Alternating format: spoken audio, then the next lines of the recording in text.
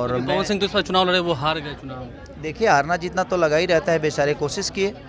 अभी लाइव खेसारी लाल यादव का इवेंट पटना में किया जा रहा है। वहां पे कई सवालों का जवाब देते हुए खेसारी लाल यादव ने पवन सिंह के लिए चर्चाएं की। खैर देखते हैं इस वीडियो में पूरी अपडेट, देखेंगे क्या है पूरा मामला। उससे पहले चैनल को सब्सक्राइब जरूर कर लें।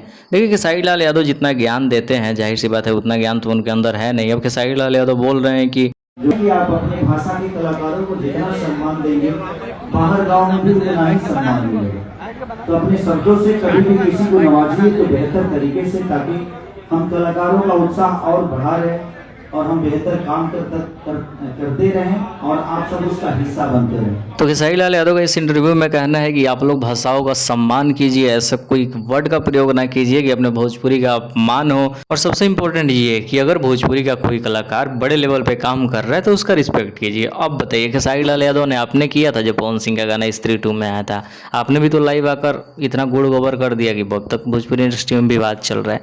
तो पहले आप खुद के ऊपर अप्लाई कीजिए, अच्छे कलाकार हैं। बाकी है खेसारी लाल यादव ने पवन सिंह के चुनाव को लेकर भी कुछ कहा, चलिए देखते हैं वीडियो को। पवन सिंह तो इस बार चुनाव लड़े, वो हार गए चुनाव। देखिए हारना जीतना तो लगा ही रहता है, बेचारे कोशिश किए और उन्होंने बहुत मार्जिन लाया।